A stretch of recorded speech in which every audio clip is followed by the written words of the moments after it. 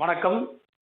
இன்னைக்கு நாம 7ஆம் வகுப்புல பயிற்சி 1.1ல இருக்கக்கூடிய கணக்குகள் எல்லாத்தையும் பார்க்க போறோம்.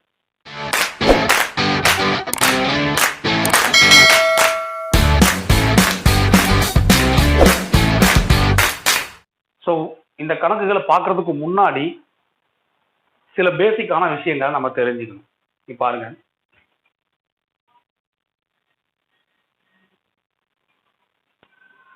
இப்படி ஒரு கணக்கு எடுத்துக்கலாம். இப்ப இதுல நம்ம இந்த கணக்கு முதல்ல எப்படி படிக்கணும்னு சொல்றேன் பாருங்க. -5 கூட்டல் -3, அதாவது -5 add -3. ஸோ இப்ப நம்ம இந்த வார்த்தையில உங்களுக்கு ஒரு விஷயம் நல்லா புரிஞ்சிருக்கும். இந்த எண்ணை நான் தனிப்பட்ட முறையில படிக்கும்போது இது -5 அப்படின்னு படிக்கும். இதை நான் தனிப்பட்ட முறையில் படிக்கும்போது -3 அப்படின்னு சொல்றேன். இது ரெண்டும் ஒரு நம்பர், ஒரு சரியான நம்பர். இந்த ரெண்டு நம்பரையும் நாம என்ன செய்ய போறோம், என்ன செயல்பாடு செய்ய போறோம் அப்படின்னா கூட்டல் செயல்பாடு செய்ய போறோம். அப்ப நம்ம முக்கியமா தெரிஞ்சுக்க வேண்டிய விஷயம் இதுல இங்க பாருங்க, இது வந்து ஆபரேஷன் செயல்பாடு,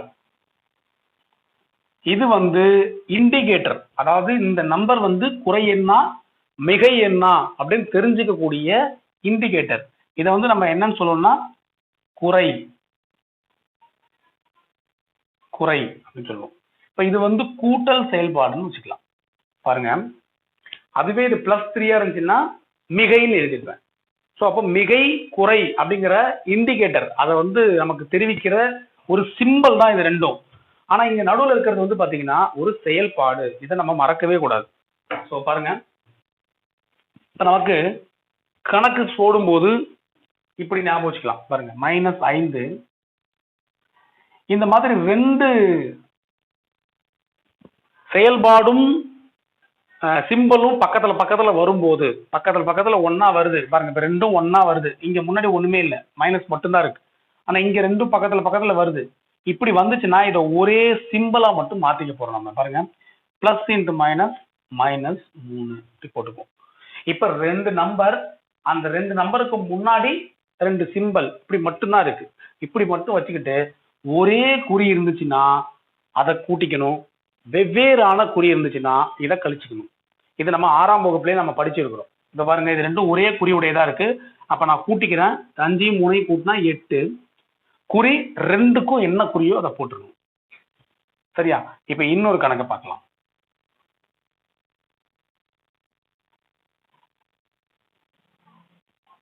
இப்படி இருக்குன்னு வச்சுக்கோங்க. இப்ப இந்த கணக்கை பொறுத்தவரையும் பாருங்க, +5 கூட்டல் -3.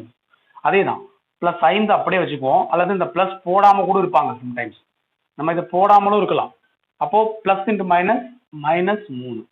இது நார்மலான கணக்கு. 5 -3 விடை 2ன்னு வரும். ஆனா இங்க பிளஸ்ன்னு இருந்துச்சுன்னா இப்ப பாருங்க, வெவ்வேறான குறிகள் இருக்கு.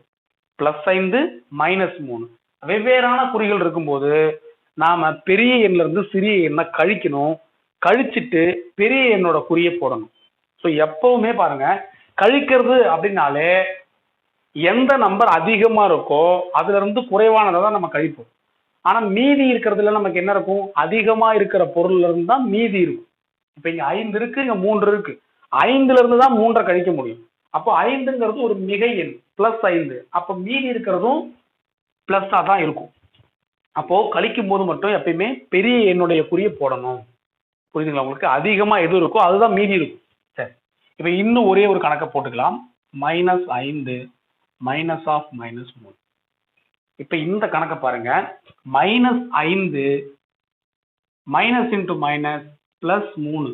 இந்த ஸ்டெப்ல இருந்து இந்த ஸ்டெப் எப்படி வருதுங்கிறத நல்லா கவனமா பார்த்துக்கணும். எப்பயுமே இரண்டு எண்களுக்கு நடுவுல ஒரே ஒரு குறி இருக்க மாதிரி பார்த்துக்கோங்க. இப்ப இந்த இரண்டு எண்களுக்கு நடுவுல பாருங்க ரெண்டு குறி இருக்கா, நமக்கு குழப்பம் உண்டாகும். அப்ப நம்ம அது ரெண்டையும் பெருக்கி, அதாவது மைனஸ் இன்டு மைனஸ் பிளஸ், இது நம்ம 6ஆம் வகுப்புல படிச்சிருக்கோம் இல்லையா? Minus into minus plus, plus into plus plus, minus into plus minus, plus into minus minus, இது நம்ம படிச்சிருக்கோம். அந்த மாதிரி மைனஸ் இன்டு மைனஸ் பிளஸ் அப்படின்னு சொல்லிட்டு நம்ம என்ன செய்யறோம், இதை போட்டுட்டோம்னா இப்ப ரெண்டு நம்பர், அது ரெண்டு நம்பருக்கு முன்னாடி ரெண்டு சிம்பிள் மட்டும்தான் அழகா இருக்கு. இப்ப நமக்கு பாருங்க, இது ரெண்டும் வெவ்வேறான இனமா இருந்துச்சுன்னா கழிச்சுக்கணும். ஒரே இனமா இருந்தா கூட்டிக்கணும். இதுதான். இப்ப வெவ்வேறான இனமா இருக்கு, அப்ப நம்ம என்ன பண்ண போறோம்? கழிக்கிறோம். 5ல இருந்து 3 கழிச்சோம்னா 2 விடை. இப்போ மீதி 5 தான் பெரிய எண், 5 தான் அதிகம், அப்போ குறை எண்ணா தான் இருக்கும். எது அதிகமோ அதோடைய சிம்பிள் தான் வரணும். ஸோ 5 தான் அதிகம், அப்போ மைனஸ். இப்போ நீங்க ஒரு கேள்வி கேட்கலாம், சார் குறை எண் 5 எப்படி வந்து பெருசா இருக்கும், குறை எண் 5 எப்படி அதிகம்னு நீங்க சொல்றீங்க? -5 விட +3 பெருசு இல்லையா? -5 தானே சின்னது அப்படின்னு நீங்க சொல்லுவீங்க. நம்ம இப்போ வந்து சிம்பிளை எடுத்துட்டு நம்பரை மட்டும் பார்க்குறோம். இந்த மைனஸ் எடுத்துடுறோம், பிளஸ் எடுத்துடுறோம். வெறும் 5 3 மட்டும் கம்பேர் பண்ணுங்க. 5ஐயும் 3ஐயும் கம்பேர் பண்ணும்போது 5 பெரிய எண் அப்படின்னு நம்ம ஞாபகம் வச்சுக்கிறோம். சரியா? ரொம்ப சுலபமா இருக்கும். ஸோ 5 பெரிய எண் அப்படிங்கிறதுல அதுக்கு முன்னாடி இருக்கிற சிம்பிள் மைனஸ், நம்ம அதுக்கப்புறம் தான் சிம்பிளை பார்க்குறோம். சரி, இது ஞாபகம் வச்சுக்கோங்க. ஏன்னா அப்படி போடும்போது உங்களுக்கு ரொம்ப சுலபமா புரிஞ்சிடும். சரியா?